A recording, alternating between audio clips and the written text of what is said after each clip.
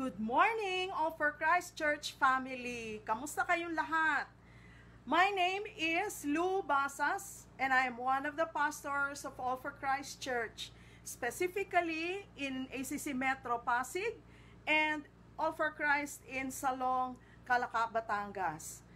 Sa mga kapatid po natin dyan sa Batangas, Cavite, Laguna, good morning sa inyong lahat. Sa atin namang mga kapatiran dito sa NCR, Metro Manila, how are you? We hope that today you will be touched by the Lord in a special way.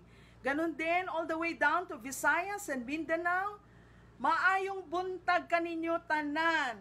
And for our brothers and sisters who are watching with us online, especially those who are so far away, maybe as far as Italy or Canada or Spain, somewhere in Europe, may the Lord touch you in a very special way today. Welcome to you all. Welcome to you all. But before we proceed with our celebration this morning, why don't we just come to the Lord in prayer? Tayo po ay lumapit muna sa Panginoon sa panalangin at itagubili natin sa ating makapangyarihang Diyos ang lahat ng bagay. Una nating ipagpe-pray ngayon ay ang pamamagitan ng Panginoon sa ating pamahalaan.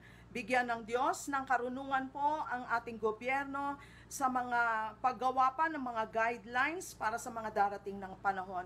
Pwede po ba natin na pagsama-samahan na panalangin yan sa sandaling ito? Let's bow our heads at tayo po ay mag-pray. Panginoon, kinikilala po namin, O Lord, na higit sa lahat, Ikaw po ang Diyos na naghahari. You are sovereign. Panginoon, makapangyarihan kayo at walang anumang bagay, Panginoon, na nalilingid sa inyong kaalaman. Kaya nga po sa umagang ito, sa inyo po kami lumalapit, kinikilala, O Lord, na kami ay nagdedepende sa iyo. Lord, maging ang aming pamahalaan, tinataas namin sa iyo. At kinikilala namin na tanging ang karunungan mo lang, Panginoon, ang pwedeng gumabay sa kanila sa mga darating na panahon. Hipuin niyo, Panginoon, ang lahat ng departamento na may kinalaman po, Panginoon, sa pagpapatupad ng aming quarantine ngayon, maging ang pagbabalik ng mga negosyo, O Lord God, bigyan niyo po sila ng karunungan. Salamat, Panginoon, hindi man po namin alam ang lahat ng bagay, pero pwede po namin ito itagubilin sa inyong mga kamay. Maging sa mga sandaling ito, Lord, alam namin, kumikilos na po kayo, in Jesus' name. Amen. Pangalawa, ipag-pray din po natin ang karunungan na bigay ng Diyos sa atin pong sa kagawaran po ng edukasyon. Malapit na ang pasukan at maging hanggang ngayon ang maraming magulang ay nag-aalala. So ipanalangin natin ang wisdom kung kailan ba talaga ang pasukan at kung ito ay babaguhin na nawa ito ay maunawaan din ng ating mga mambabatas. Pwede ba natin pagsamasamahin ang ating panalangin sa Diyos sa umagang ito? Let's bow our heads and pray for the education sector. Panginoon, tulungan mo po, Lord, maging ang lahat ng may kinalaman po sa pagtuturo, sa edukasyon, Panginoon.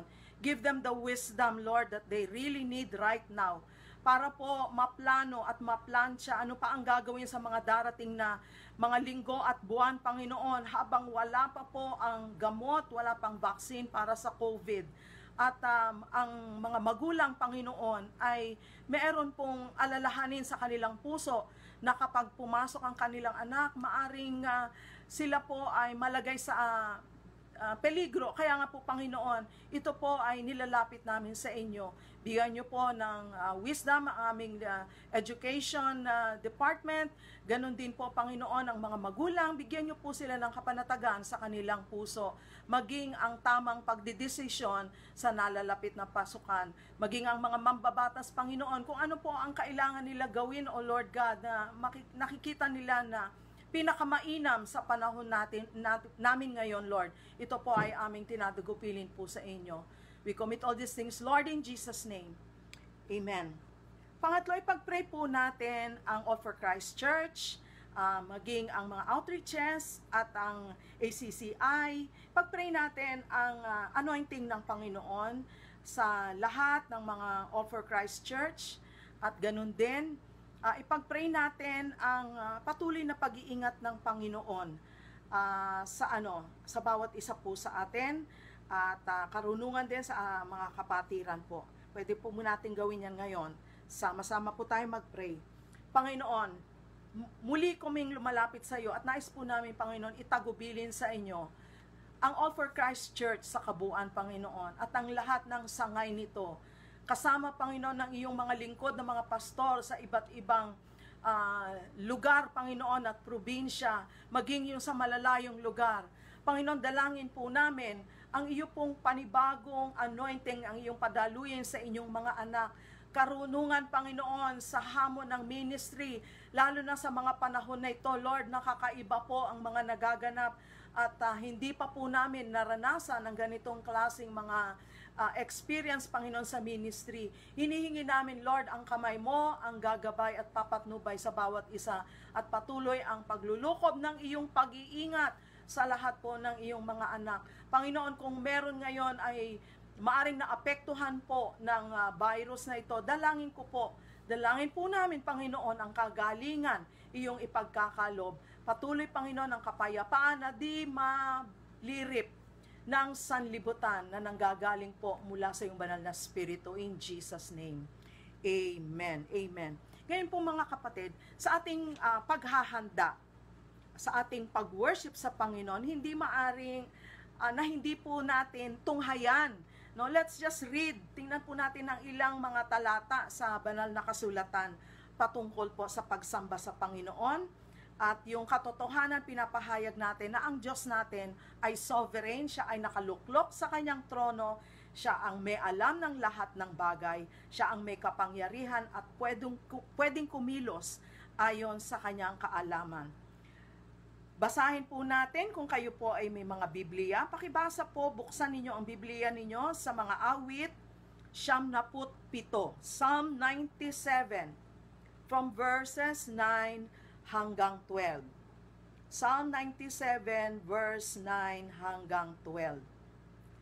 Verse 9, dahil kayo, Panginoon, ang kataas-taasang Diyos, ay naghahari sa buong mundo. Higit kayong dakila kaysa sa lahat ng mga Diyos. Kayong mga umiibig sa Panginoon ay dapat mamuhi sa kasamaan. Dahil iniingatan ng Panginoon ang buhay ng kanyang mga tapat na mamamayan at inililigtas niya sila sa masasama. Ang kabutihan ng Diyos ay parang araw na sumisinag sa matutuwid at nagbibigay ito ng kagalakan sa kanila. Kayong matutuwid, magalak kayo sa Panginoon. Pasalamatan siya at purihin ang kanyang pangalan. Purihin ang Diyos, siya ang naghahari sa ating kalagitnaan. Hallelujah.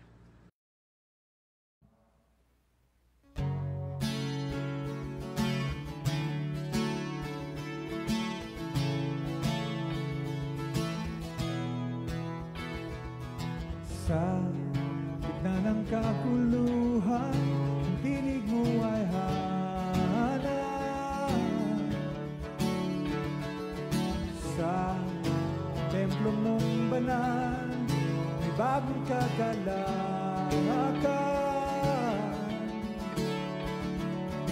Ang tanging mananatili ay ang iyong sinabi. Sa kataas-taasan, ikaw pa rin ang hari. Dakila at kailanman di mahihigit ang ngalan mo ang kalikasan ko.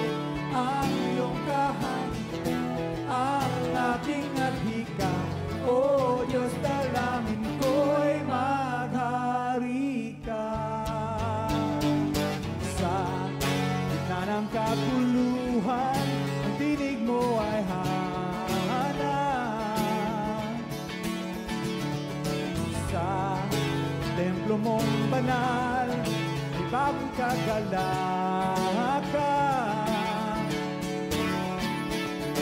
Ang tanging mananatili ay ang iyong sinabi. Sa kataas-taasan, ikaw pa rin ang hari.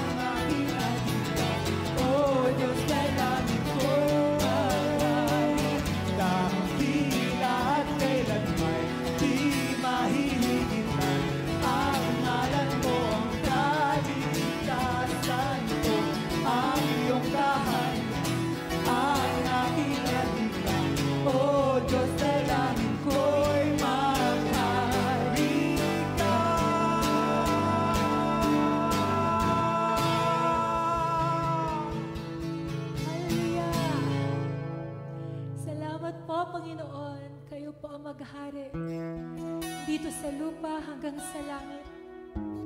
Tanggapin niyo po ang papuri, pagsamba at pasasalamat ng inyong mga anak. Binibigay po namin sa iyo ang lahat-lahat. Lahat ng meron kami, Panginoon. Tanggapin niyo po ito. Ito ang aming pagsamba. Alay ang buong buhay. Sa inyo na aming hari. Salamat po.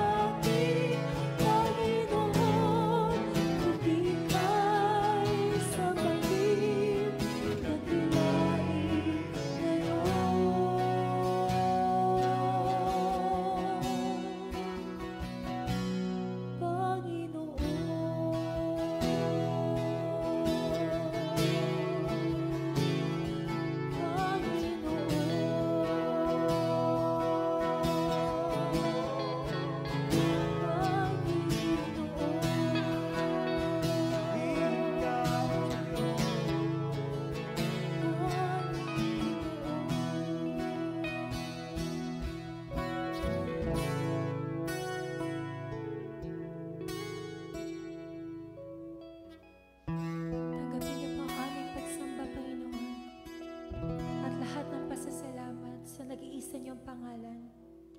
Amen. Amen.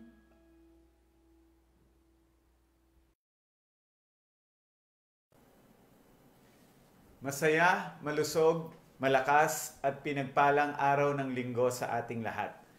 The last time I preached on a Sunday celebration was more than 2 months ago.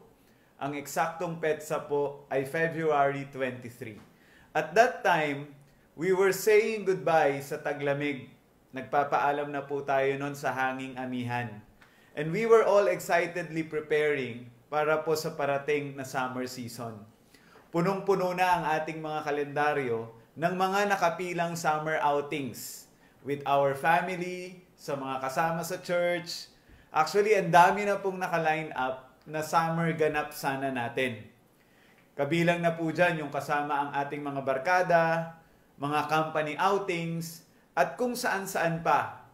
Ready na po tayong sumama sa lahat ng mga magyayaya sa atin na maggala at mamasyal anywhere and anytime. 2 months after, heto tayong lahat ngayon. Pare-pareho pong ni isang swimming ay wala po tayong nakulayan. At tanging sa mga throwback pictures na lang ng outing natin in the past, lumalangoy at nagtatampisaw. Ang matindi pa nito, this week lang ay nagparamdam na ang tag-ulan. Pumasok na ang unang bagyo ng 2020. Nagpasiklab na po si Ambo. It is as if telling us all, o siya, move on na tayong lahat. No more summer outings na this year. Itago mo na ulit lahat ng mga summer OOTDs mo at instead, ilabas mo na yung matitibay na payong at bota na kailangan mo ngayon.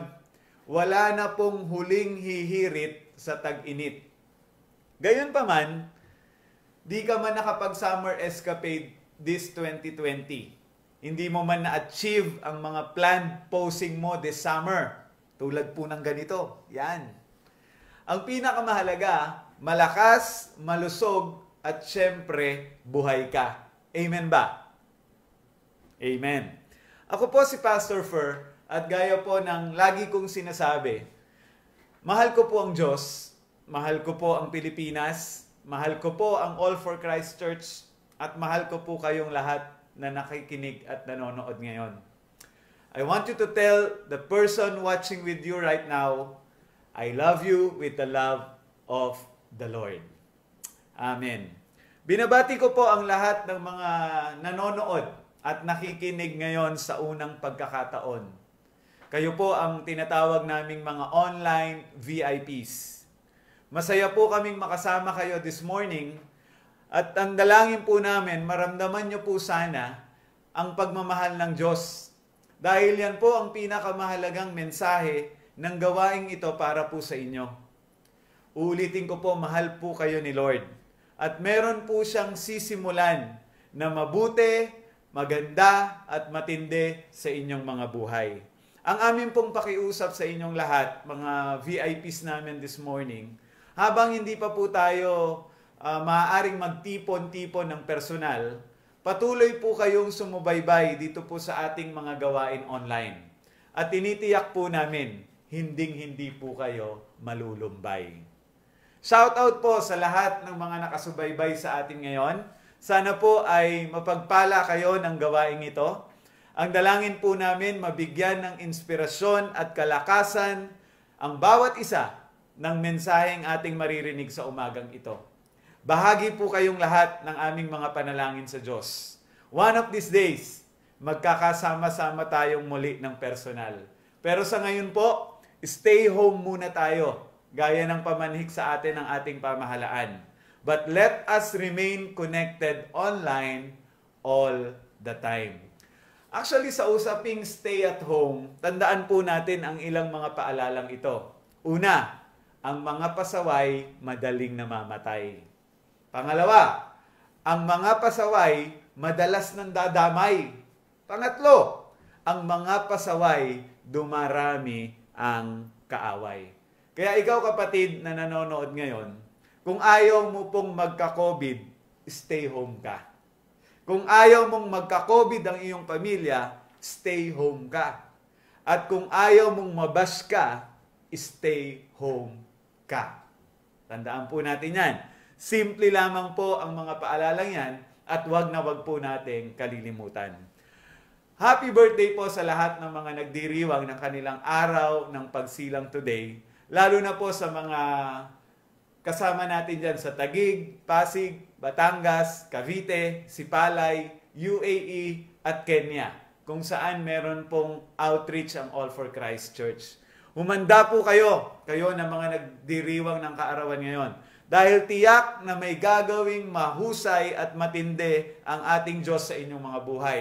Lalo pa nga po, kung hindi nyo malilimutang padalhan kami ng inyong mga handa ngayon sa bahay. Baka naman. Manalangin po tayo mga kapatid. Panginoong Yesus, salamat po sa pagkakataong ito na makalapit sa iyo upang sumamba, upang manalangin, at upang matuto ng iyong mga salita. Ang aming pong panalangin this morning, samahan mo po kami sa pag-aaral ng iyong mga salita. At hayaan mo po na ang aming mga spiritual ears, ang aming mga spiritual mind, Lord God, ay maging bukas upang anumang mga salita mo na maririnig namin this morning ay maitanim po sa pinakamatabang bahagi ng aming mga buhay at magamit po namin upang kami ay makapamuhay ng tama at ayon sa iyong katwiran sa araw-araw.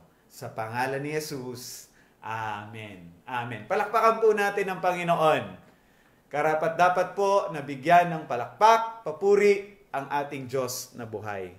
Noong unang mga araw po ng quarantine, madalas po nating marinig ang mga salitang, sana bumalik na tayo sa normal. Sana magbalik na tayo sa dati nating mga buhay. Hindi po natin inakala na aabutin tayo ng ganito katagal. Tama po ba? Ako lang po ba nakapansin na sobrang tagal na po nito? Imagine, today is the 71st day na tayo po ay nasa quarantine. Halos 20% na po yan ng isang buong taon. Because there are 365 days sa isang buong taon. Magkaiba po yan kapag ka low tide at high tide. Di ba po? Halos 20% na po yan na nasa ganitong sitwasyon po tayong lahat. At hanggang ngayon po, wala pa rin kasiguruhan tayong nakikita sa kapaligiran natin na everything will be back to normal. Wala pa po tayong linaw na nakikita. Hindi kaya, mga kapatid, ang ibig sabihin nito ay wala na talaga tayong babalikan pang dati. Baka wala na tayong back to normal na dapat hinihintay. O hindi na talaga tayo makakabalik pa sa dati. Kaya we should instead look forward and prepare for something new. Baka po meron ng bago. No? Meron ng bago na paparating. Siguro po ang prayer ng lahat kung meron mang hindi dapat bumalik sa former life natin or our past, walang iba kundi yung matinding traffic sa Pilipinas. Tama po ba? Siguro yung iba sa inyo mapapasabi pa, ay, sana nga. Mas madalas na nating marinig sa ngayon ang mga salitang new normal. No? Kesa po dun sa back to normal. Pinaghahanda na tayo ngayon, hindi para sa pagbabalik sa dati nating mga buhay, kundi sa pagharap sa bagong normal o bagong pamamaraan ng pamumuhay na tatahakin po nating lahat. Alam niyo po, marami na po kasi talaga ang nabago nitong mga nakalipas na araw. I hope napansin niyo din po yan. Habang tayo po ay naka-lockdown, at marami na rin po ang hindi na natin maibabalik pa. I hope you will agree with me. Marami po ang hindi natin maibabalik pa. At sa totoo lang, hindi na rin kailangang ibalik pa. Alam niyo po, parang relasyon lang yan na hindi ka naging masaya. Yung kahit sa alaala, ayaw mo nang magbalik pa. Boom! Di ba? Today, mga kapatid, let us talk about the new normal. Let us talk about kung paano tayo magre-raise up ng generation na fit o bagay sa new normal na meron tayo ngayon. Imposible po kasi na maka-adapt tayo sa new normal kung hindi tayo magbabago o hindi tayo mababago. It will never fit at all. Alam niyo po, ang unang step para sa pagbabago ay ang matutunan natin na iset aside ang ating mga nakaraan. May sentimental value man po yan o wala, we need to put it aside. Mahirap pong mag-move on kung pasan-pasan pa natin ang mga bagahe ng ating nakaraan. We should all keep in our mind what God said in Isaiah 43:18-19 patungkol po sa new beginning. Ito po ang malinaw na sinabi ng Diyos. Forget the former things, do not dwell on the past. See, I am doing a new thing. Now it springs up, do you not perceive it? I am making a way in the wilderness and streams in the wasteland. Sa season ng buhay natin ngayon, let's remember yung song na The Past. Ang sabi doon, ganito. Kantahin ko po ba? Gusto nyo ba talaga? O sige, wag na lang. Pero sige. Ang sabi po ng lyrics, hindi ko nakakantahin. Ito lang po sabi ng lyrics. Let's not bring the past back anymore. No? Wag na daw nating hukayin pa ang nakalibing na. Dahil masasaktan ka lang. Pero wala pong biro. Let's not bring the past back anymore because God for sure is bringing us to a new normal na we should all agree na better than our now and better than our past. Di po ba kayong na-excite? Yung new normal na inahahanda ng Diyos para sa atin is better than what we have now and better than our past. That's exciting, mga kapatid. At upang mas maunawaan po natin ang ating pag-aaral sa umagang ito, basahin po natin ang Exodus chapter 14 verses 10 to 15. Ang kwento po ay tungkol sa journey ng mga Israelites from Egypt patungo sa Promised Land. Alam naman po natin that along the way, marami pong naging struggles ang paglalakbay ng mga Israelita. Dahil na rin po yan sa katigasan ng kanilang mga ulo. Kaya sabihin mo dyan sa katabi mo, huwag matigas ang ulo. Amen ba? Isa sa mga struggle is in these verses, sa mga talata pong ito. When Pharaoh and his army went after the Israelites, una po pinayagan silang umalis dahil sa mga peste na pinadala ni Lord. Pero later on, itong mga Egyptians, led by the Pharaoh, they changed their mind. Na-realize po siguro nila na, teka, mawawala yung mga slaves natin. Baka maging mahirap ang mga buhay natin. So they changed their mind at nang hinayang sa mga slaves na mawawala sa kanila. Kaya ang ginawa po nila, hinabol po nila ang mga Israelita. At syempre, mabibilis sila dahil nakasakay sa kabayo at meron po mga chariots. Inabot po nila to. At basahin po natin kung ano nangyari in Exodus chapter 14 verses 10 to 15. Ang sabi po dito, as Pharaoh approached, the Israelites looked up. Tumingala pong ganun ang mga Israelita. And there were the Egyptians. Nakita po nila, hindi po tiki Egyptians po ang pagtingala nila.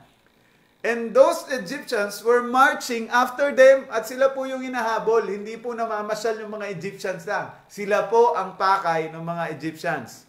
So they were terrified and cried out to the Lord. Nagimbal at umiyak. They said to Moses, was it because there were no graves in Egypt that you brought us to the desert to die? Yun po sabi nila.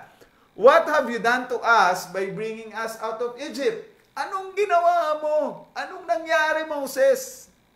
Verse 12, didn't we say to you in Egypt, leave us alone, let us serve the Egyptians? It would have been better for us to serve the Egyptians than to die in the desert. Verse 13, Moses answered the people, do not be afraid. Stand firm and you will see the deliverance the Lord will bring you today. The Egyptians you see today, you will never see again. Sabi ni Moses, Verse 14, the Lord will fight for you. You need only to be still.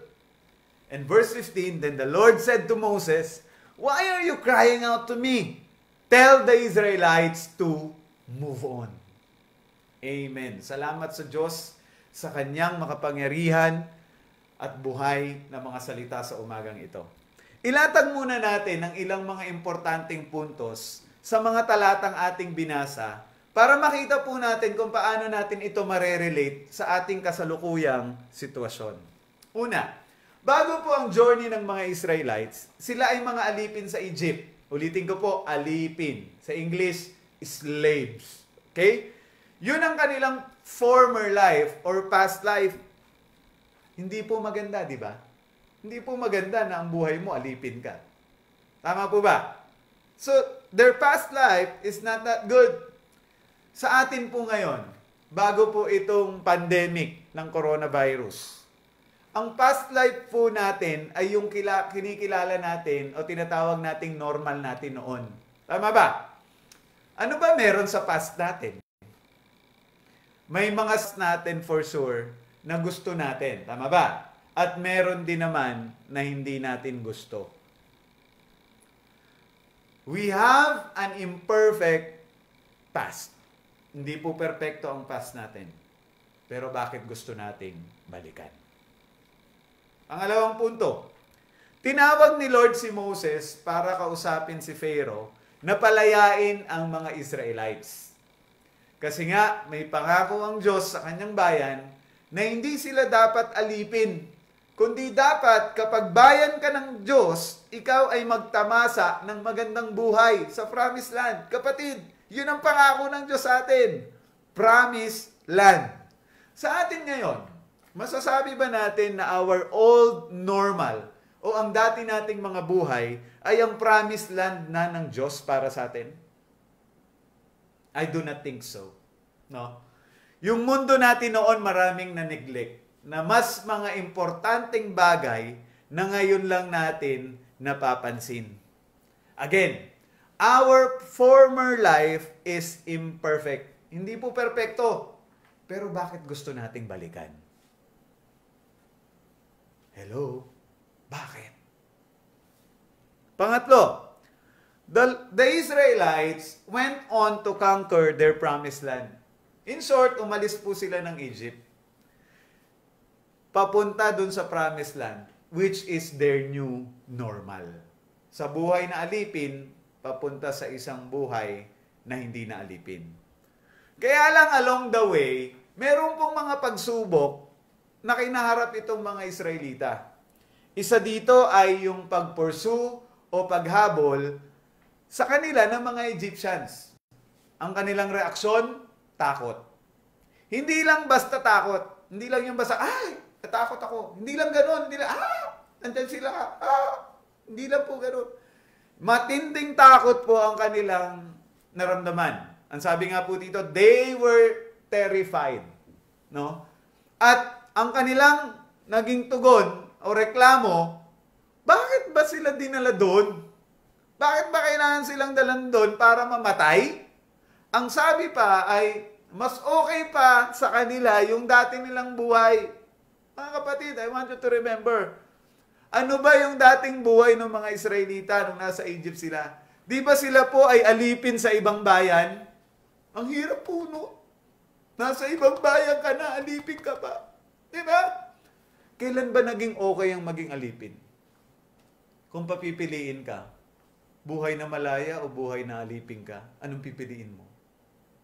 Yung bang malaya o alipin? Siyempre, doon ka sa malaya.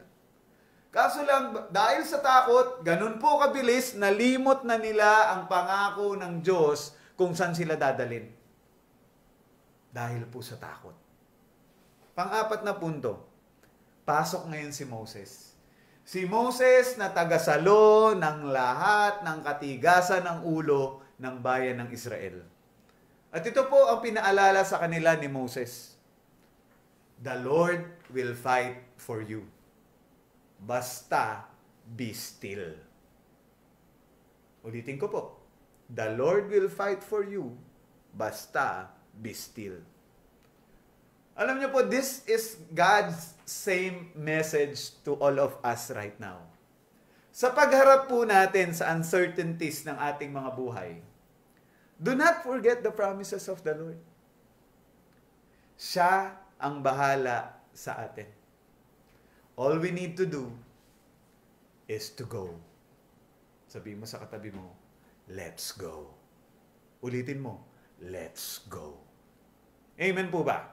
Amen. Ngayon, upang ihanda tayong lahat towards the new normal, kailangang mag-raise up po tayo ng generation na meron pong ganitong dalawang karakteristik. Napakahalagang karakteristik po na dapat taglay po nating lahat ngayon at pagtawid po natin doon sa new normal o bagong buhay natin. Una, dapat po tayo maging fearless. Sa Tagalog, walang takot. No?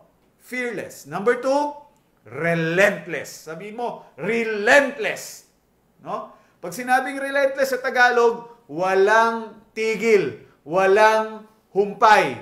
O kaya naman, walang makakapigil.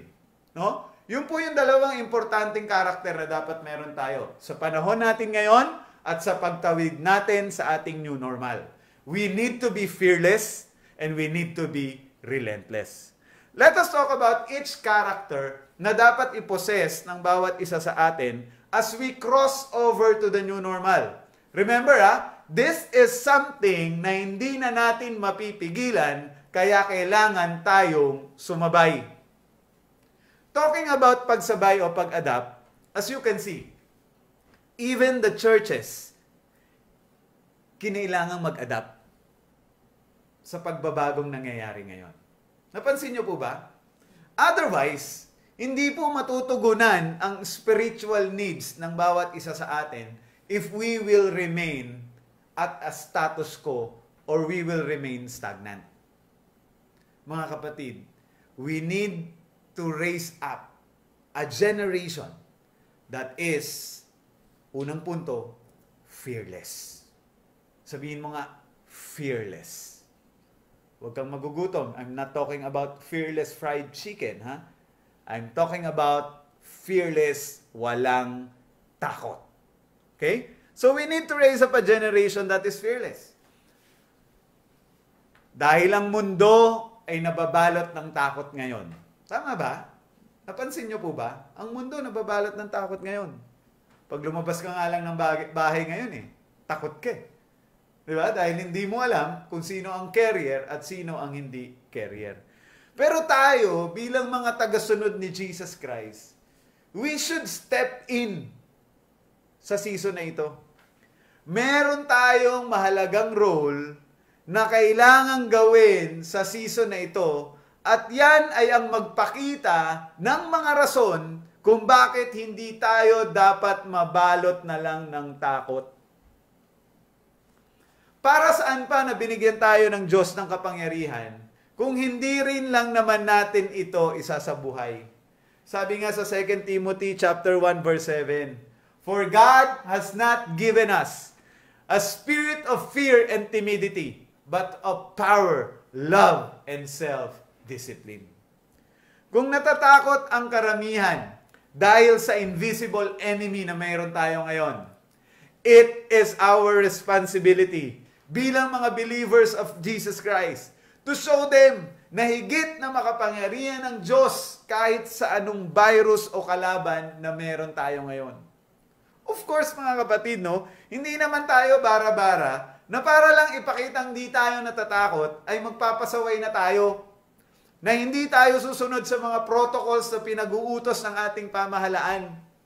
Sumusunod nga tayo Kaya hindi tayo nag-gather ng personal because we are following our government. Siyempre, hindi po ganun yung pagiging fearless na gusto nating gawing halimbawa sa iba. Fearless means we are not like the Israelites na dahil lang sa nakitang hinahabol sila, ay surrender na agad at parang wala nang way out. Nalimot agad ang pangako ng Diyos sa kanila. Instead of asking God for help, anong ginawa? reklamo agad. Sumbat agad. Oh? Yan po ang danger ng takot. Kapag napuno ng takot ang isip ng isang tao, nawawalan na ng wisdom ang mga desisyon. Alam niyo po, ang resulta tuloy, hindi maganda at hindi beneficial sa mas nakararami.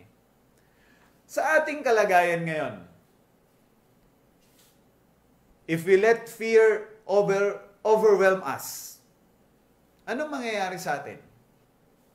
Mag-overthink tayo, anxiety will overrun our thoughts, and later on, madedepress tayo. Hanggang sa hindi na tayo makapag-isip ng tama. This is a difficult season sa mga buhay natin. At hindi naman po natin dinidispute o tinatanggi ang reality na ito. Every time na merong something that we are used to do or we used to have na inaalis po sa atin, it's a challenge. Amen po ba? Challenge po yan sa kahit sino. However, kahit naman po mangyari yun, it does not mean na it is always bad. Hindi naman po laging bad na may nawawala or nakukuha sa'yo. It can be a start of something better. Baka naman po merong mas better na paparating. Di ba nga, every new beginning is an opportunity to make something better than before. Tandaan niyo po ito, kung wala namang bagong pagkakataon, paano natin mapapaganda o mai-improve ang luma? Paano to magiging bago? The best way to overcome fear is to look forward to something na hindi uncertain. Yung something na alam nating hindi mag-fail. Tulad ng pagpapalakas ng loob na ginawa ni Moses sa mga Israelites. When he said to them in verses 13 to 14 of Exodus 14, ang sabi po dito, Moses answered the people, "Do not be afraid. Stand firm, and you will see the deliverance the Lord will bring you today. The Egyptians you see today, you will never see again." At ang ganda po nung sinabi sa verse 14, "The Lord will fight for you. You need only to be still." Minsan na po nating narinig na ang Diyos ang ating pinakamatibay na sandigan at hinding-hindi magigiba. Kaya wala pong pagsubok, wala pong problema, wala pong hamon na hindi natin malalampasan basta ang Diyos ang ating sandigan. Itong virus na to, itong COVID-19, I promise you, because God said, God will deliver His people. God will deliver those who trust in Him. And God will deliver those who will trust in Him. And one day, this virus, we will never see this again. Amen po ba? Sige po, palakpakan po natin ang Panginoon. Itong bagong normal na hinaharap natin is something na totally new for all of us. Kaya nga po, we should rather face it with a fearless character. Walang takot, for we know that God will fight for us. God will carry us through this battle. The same way na ginawa niya for the Israelites. The same way na gagawin ng Diyos para sa ating lahat. Tell yourself right now, I am fearless. Tell the person beside you, we are fearless. Somebody say, hallelujah.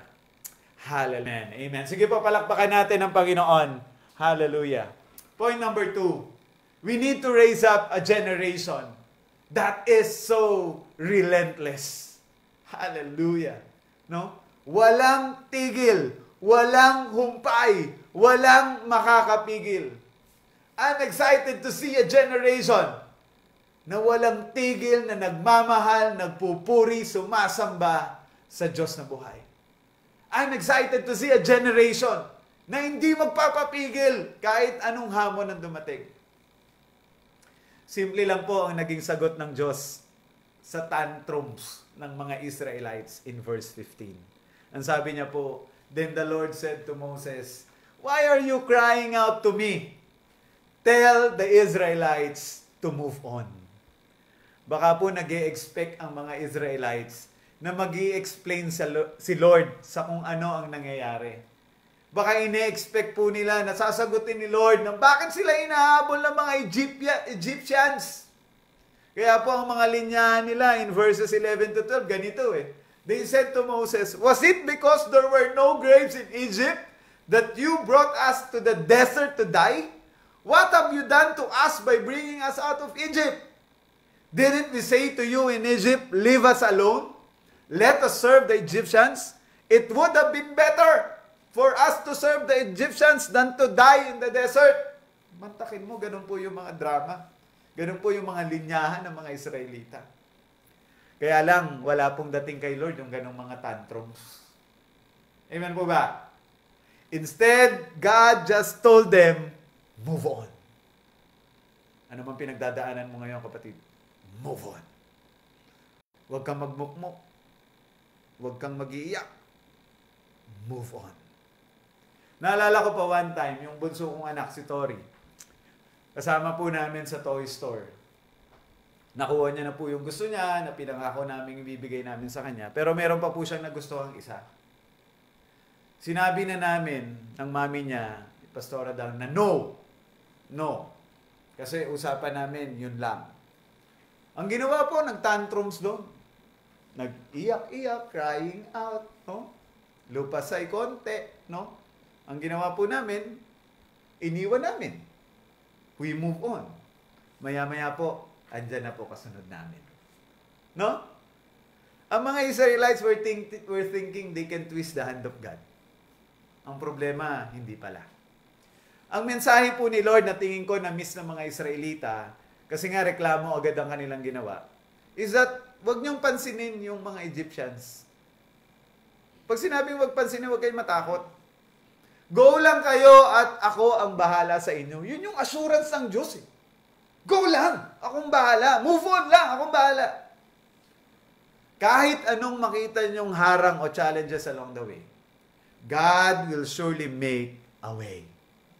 Amen ba? God will always make a way. No reason to argue with God's plan. Because the plan of God, His plans are always good and always better than what we are thinking. Actually, the Bible says in Isaiah 55:8-9, sabi po dito, "For my thoughts are not your thoughts, neither are your ways my ways, declares the Lord. As the heavens are higher than the earth, so are my ways higher than your ways, and my thoughts higher than your thoughts."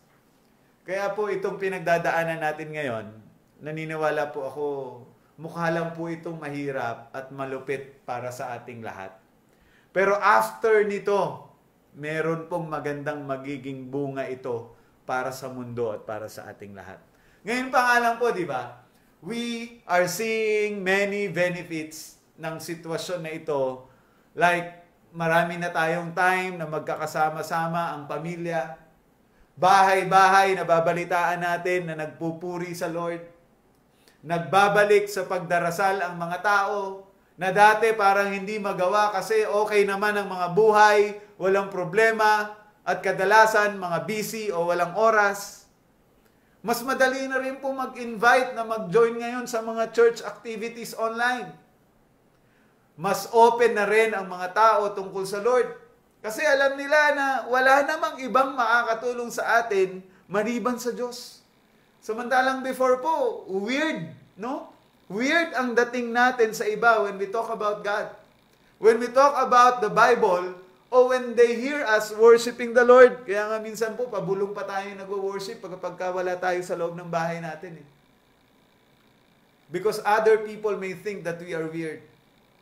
Pero ngayon, hindi na po tayo weird. We are no longer weirdos because this is the new normal. No? Lumuwag na rin po ang EDSA. Di ba po? Hirap na hirap sa solusyon kung paano paluluwagin ang EDSA. Pero ngayon po, maliban sa mga checkpoints, maluwag na po generally ang EDSA. At pati yung ibang mga lugar na madalas ay traffic noon. Bumagsak na rin po ang presyo ng gasolina. Imagine, di ba? Ang mahal-mahal noon ng petroleum products, pero ngayon mura na. Yung full tank nga ng sasakyan ko, hanggang ngayon full tank pa rin eh. Sa sobrang mura ng gasolina. hindi lang po makaalis. Dito lang, nakapark. No? Nakatipid ang marami kasi hindi na po makapagwalwal. No? Wala na makapaggala. Samantalang noon, kain dito, kain dyan. Labas dito, labas dyan. Hindi makapagpagupit. Ito po, buti ako, nagupitan po ako ni Pastor Adang. Tingnan nyo, may mga bagong skill na nade-develop mo ngayon dahil sa quarantine. Ang husay pong maggupit ni Pastor Adang ng buhok. No? Nalibot na po ng marami sa atin ang ating kanikanyang mga bahay na noon hindi natin magawa. At marami pa pong iba na magagandang pangyayari na dulot po ng ating pinagdadaanan ngayon. Dahil po dito, mas dapat tayong maging excited sa new normal. Kailangan maging relentless po tayo. Wala dapat makapigil sa atin, maliban na lamang kapag si Lord na ang magsabi sa atin, to stop! Naalala nyo na naman yung stop na yan, di ba? Nihintay natin siya na i-stop ito.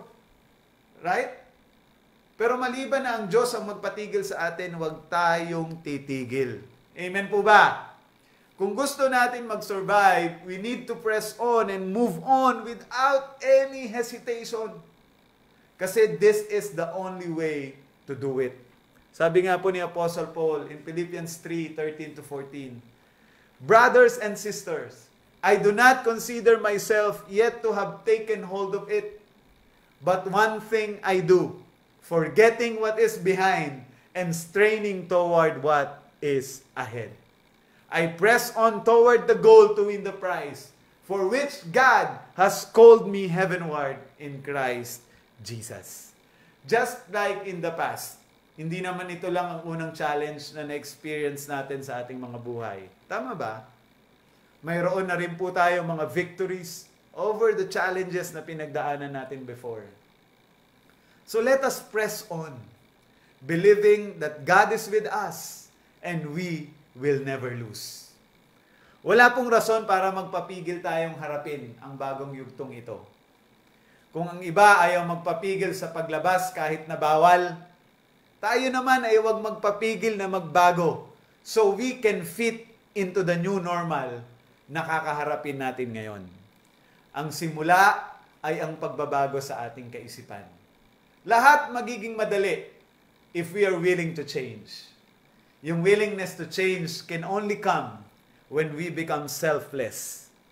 Sabi nga po sa Romans 12:1-2, therefore, I urge you, brothers and sisters, in view of God's mercy, to offer your bodies as a living sacrifice, holy and pleasing to God. This is your true and proper worship. Do not conform to the pattern of this world, but be transformed by the renewing of your mind.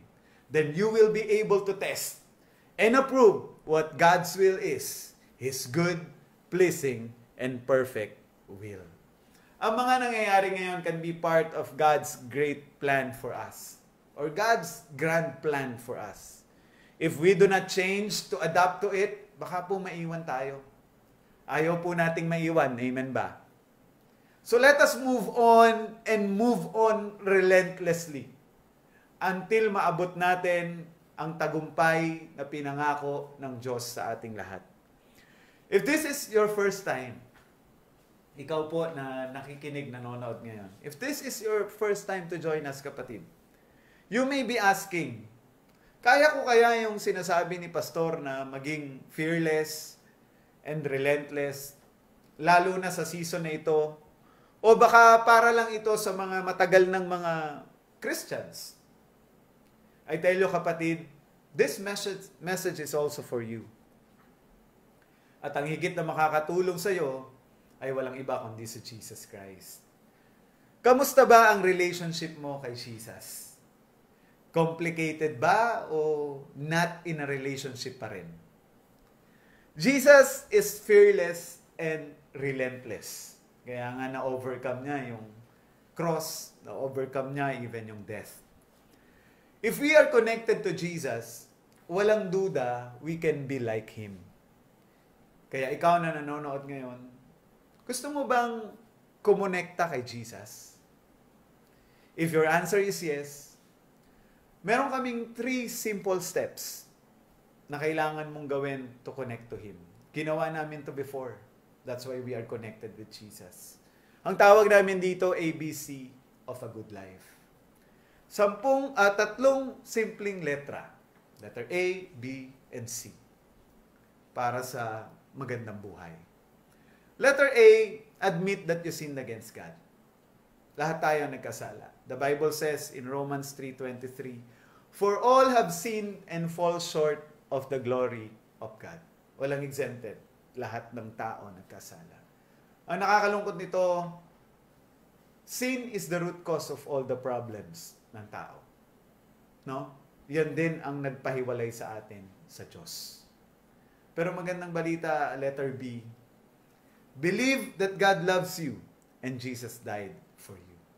Maniwala ka lang na ikaw ay mahal ng Diyos at si Kristo ay namatay para sa iyo. I tell you, kayang patawarin ng Diyos ang mga kasalanan mo. Sabi sa John 3:16, "For God so loved the world that He gave His only begotten Son, that whoever believes in Him shall not perish but have everlasting life." And lastly, letter C, ang gagawin mo lang, you confess. Sabihin ng iyong bibig, and accept Jesus as your Savior and Lord. Bakit mahalaga yung confession? Sabi kasi sa Romans 10:9, "If you declare with your mouth, Jesus is Lord, and believe in your heart that God raised Him from the dead, you will be saved." Bakit kailangan mong tanggapin si Kristo? Kasi sabi sa John 1:12, "Yet to all who did receive Him, to those who believe in His name, He gave them the right to become children of God." Kapatid, ikaw na nanonood ngayon, kung gusto mong kumonekta sa Diyos at tanggapin siya bilang sariling Diyos at tagapagligtas, sundan mo lang ako sa panalangin na ito. Tawag dito prayer of acceptance. This is not about changing your religion, but this is about establishing your relationship with Jesus Christ. If you want to connect to Jesus right now, sundan mo ako sa panalangin na ito.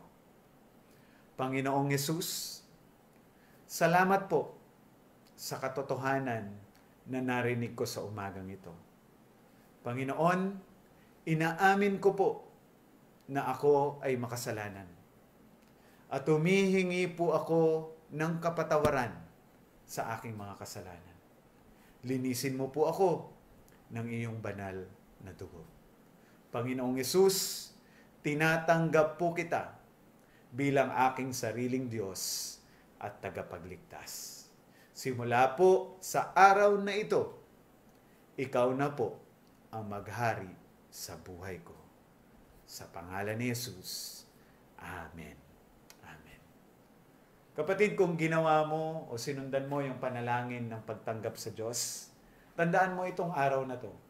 Today is May 24, 2020.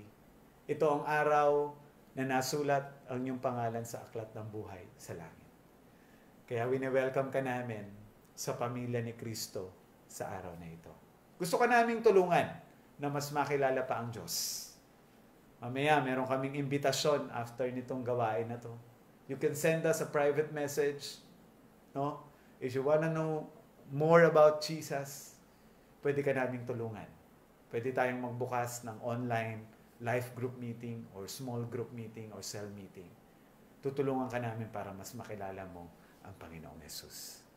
Amen. Palakpakan po natin ang Diyos para sa mga kapatid po nating tumanggap kay Kristo sa oras na ito.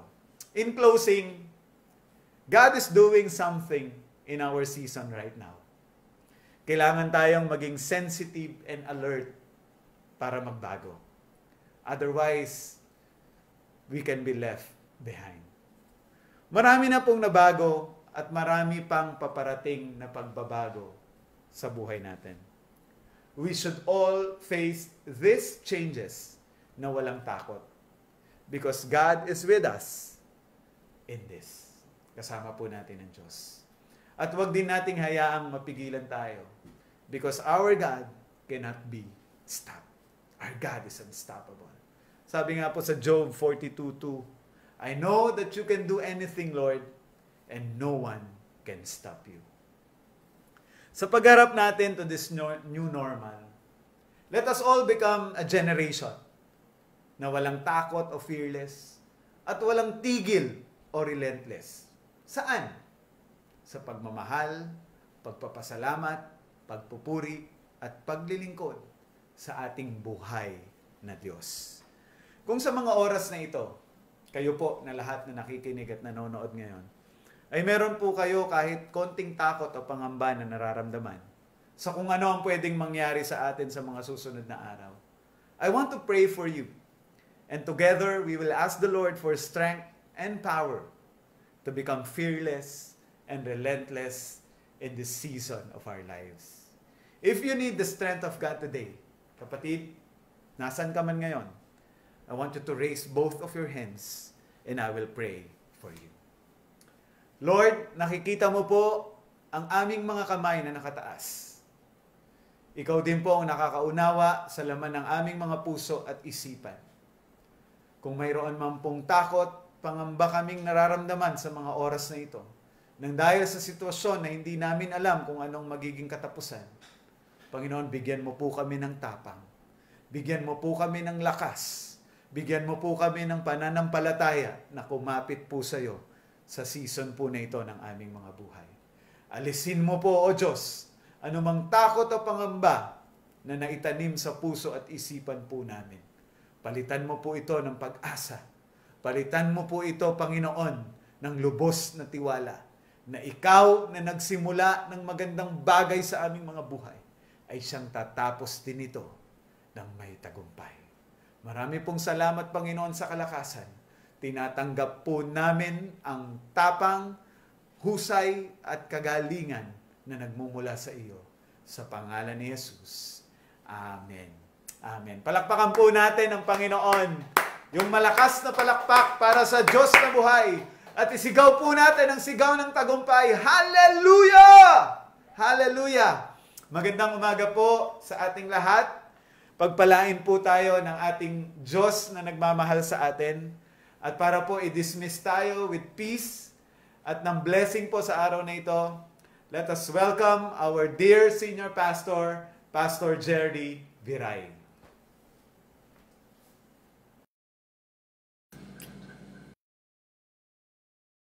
Praise God for that inspiring message, Pastor Fer. Fearless and relentless. Talagang sa kabutihan ng Panginoon at sa kanyang kapangyarihan, we can be such people, especially today. By the way, si Pastor Fer ay isa sa mga pastors ng Taguig. Siya ay homegrown pastor, saved in our PUP campus ministry, at natulungan lumago sa pananampalataya sa pamagitan ng pag-disciple sa kanya ng maraming mga tao. Kabilang yan, alala ko, ang kapatid na si Regine Bico. Salamat sa iyong mensahe, Pastor Fer. At by the way, siya po ay mayroong 2 beautiful daughters sa ngayon. At magandang asawa, si Pastor Dan. At right now, siya ay nagkatrabaho din as Associate Financial Control Officer sa ADB. Salamat sa buhay mo, anak, at salamat sa mensahe na yun nila sa umagang ito. Palakpakan po natin, Panginoon, sa buhay ni Pastor Fer at sa message na kanyang inihatid sa atin. Well, thank you po for everyone for joining us today. It's a good thing out of this pandemic na we can connect easily to each other through online worship live streaming. By the way, marami po tayo at dahil batiin ng mga kapatid natin sa Cavite, sa Batangas, sa Bulacan, of course, Metro Manila, Pangasinan, sa Tarlac, Davao City, from Visayas. By the way, meron din ang kasama natin yung sa Japan, sa UAE, at maging sa Saudi Arabia. Hindi ko lang po may na-miss akong country, pero alam niyo po, pasalamat sa Panginoon dahil sa online live streaming po natin, ay marami po tayo talagang naaabot sa ating pong worship. Especially today, yung ating pong maximum attendance ay umabot ng 394. Actually, last Sunday, minomonitor po natin kasi yung ating nakakasama sa live worship. Meron po tayong 600 plus na nakasama. Pero sa actual views, umaabot po tayo ng 3,000. Wow, wonderful. Di ba ba? Praise God. Palakpakan muli po natin ang Panginoon natin. Amen. And with this, please, let me remind all network members, please paki-PM your network leader that you joined our worship celebration today. Sa ACC Batangas, ACC Cavite, gayon din, please let your pastor know you joined our worship this morning. Pinagre-report ko po kasi sila kung ilan ang nakadalo sa ating mga churches, sa mga probinsya. Ang purpose po nito ay para ma-encourage po kayo at malaman din namin paano pa kami pwede makatulong sa inyo. Sa inyo po naman, maaari ngayon namin nakasama. Kayo po ay tinatawag namin newcomer o VIP. Please let us know how we can help you, or kung meron kayong prayer request, paki-PM po kami sa All for Christ Church FB page o sa cellphone number na naka-flash kanina sa start po ng ating celebration. Bago rin po magbigay ng blessing, nais ko rin po paalala at sabihin sa ating lahat na this coming Sunday is our last Sunday, and usually ginagawa po natin itong Thanksgiving Sunday. So kung kayo po ay merong testimony na gusto po ninyong i-share, please let your network leader know at banggitin niyo po yung inyong gusto ipagpasalamat at pipili po tayo na maisama natin sa ating Thanksgiving celebration this coming Sunday. Actually po, nais ko bang gamitin na ang panahon ito para i-share din po sa inyo ang pagkapasalamat natin sa Panginoon sa testimony na narinig ko from Aiza Altarejos. Si Aiza po, sa kanyang testimony, ay pinagaling ni Lord sa COVID-19. Siya po ay isang nurse at nag-work sa Saudi Arabia. In fact, ngayon, kasama rin po natin siya sa ating celebration. Hi Aiza, I really praise God for how the Lord healed you. And alam ko, ang Panginoon ay may maganda pang plano sa buhay mo, anak, para gamitin ka pa niya ng todo-todo. In line with that, gusto po natin din lumapit tayo ngayon sa Panginoon. Kung meron po kayong mga prayer items, prayer request, na gusto po ninyong dalhin sa Panginoon, talaga pong ang Diyos natin ay tumutugon sa prayer. So, nais ko po i-request kung kayo ay may any prayer item as of now. Pwede ba kayong tumindig sa inyong kinalalagyan ngayon at sa inyong pagtayo, taas niyo po inyong dalawang kamay. Ano po ang dahilan ng pagkataas ng kamay? Yan po ay pagkasabi sa Panginoon, Lord, we need you. Lord, we need your love. And then we will trust God. Whatever your need is, tutugunin po yun ng Panginoon. Alam ng Lord ang lahat ng ating pangailangan. So please stand up, raise your hands, and let me pray for you. Panginoon, nagpapasalamat po kami sa araw na to. Araw na inyong ginawa. Araw din na kami ay nagkatipon-tipon sa ilalim na inyong dakilang pangalan. At panghawakan ang inyong mga pangako sa amin. Kailan naman kami ay magtitipon. Either dalawa o tatlo, ay kayo po'y nasa aming kalagitnaan. At salamat sa inyong mga pangako din na kayo ay tumutugon sa panalangin at napatunayan po namin yan sa maraming pagkakataon at panahon. Sa mga kapatid ko po, Panginoon, nakatayo ngayon, sa mga pangailangan na kanilang nais ilapit sa inyo, Lord, talos po ninyo ang pangangailangan ito. Dalangin po namin at nakikiisa kami sa kanila na hipuin niyo po sila sa oras na ito. Katagpuin ang bawat pangailangan ng inyong mga anak na mahal ninyo. Yakapin po sila, Panginoon, kung nangangailangan po sila ng assurance na kayo ay napakalapit sa isa't isa. Lord, sa mga tao, sa mga kapatid namin na maaaring mayroong karamdaman sa oras na to, Panginoon, wala pong imposible sa inyo. Let your healing touch be upon them right now. Right now. Right now. We believe it, Lord. We believe you can heal today as you healed people in the past. For you are the same yesterday, today, and forever. Lord, sa mga kapatid namin na nangangailangan ng breakthrough sa pangangailangang pinansyal, dinadalangin din po namin na kayo na aming provider, the great provider. Lord, pagkaluban po sila ng lahat ng kanilang pangailangan. Bigyan sila ng opportunity, Panginoon, magbukas ng mga negosyo. Bigyan niyo po sila, Panginoon, kakayahan to produce wealth because you are the owner, Lord, of all things here in this world. Panginoon, sa bawat isa din na nangangailangan ng patuloy na kapayapaan, maaaring naguguluhan ng kaisipan. Panginoon, dalangin ko po, ang kapayapaan at kagalakan ninyo ay ubusin niyo sa bawat isa. Ano mang pangailangan, Panginoon, na hindi po namin napagit, subalit alam na alam ninyo.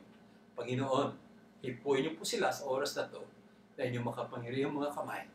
Ito po ang aming panalangin sa pangalan ng aming Panginoong Jesus. At right now, I declare in Jesus' name, your needs are answered right now by the Lord our God. Amen. Amen. Then, lastly, bago ako magbigay ng blessing sa bawat isa sa atin, gusto ko lamang po ipaabot sa inyo, doon po sa mga nagbigay at nagpadala ng tithes and offerings through online transfer. Please let us know and provide us copy of your transfer for recording purposes. Sa mga in love kay Lord, ang pagbibigay ay isang pribilehiyo at pagtatanim na lubhang may siguradong pag-aani. Lalo na sa panahon natin ngayon. Naalala ko po yung isang byuda na sinabihan ni Lord na pakainin si Propeta Elijah. Sabi ng babaeng byuda na to, last meal ko na po ito, Propeta. Pero sabi ni Elijah sa kanya, unahin mo ang Lord. Itanim mo yan para sa gawain ng Panginoon at sigurado ako na hindi ka pagkukulangin ng Diyos. At yun ay naganap dahil sinabi ng Panginoon, praise God. At nais po muli ay bigyan tayo ng encouragement. Yes, anything that we do for the Lord, anything that we surrender to God, God will greatly reward us. Praise His name. Pwede mo ba tayong tumindig ngayon as I declare blessings over your life? And muli, tayong lahat, taas mo natin ating mga kamay sa pagpapahayag ko po ng pagpapala ng Panginoon bilang isang lingkod ng Diyos.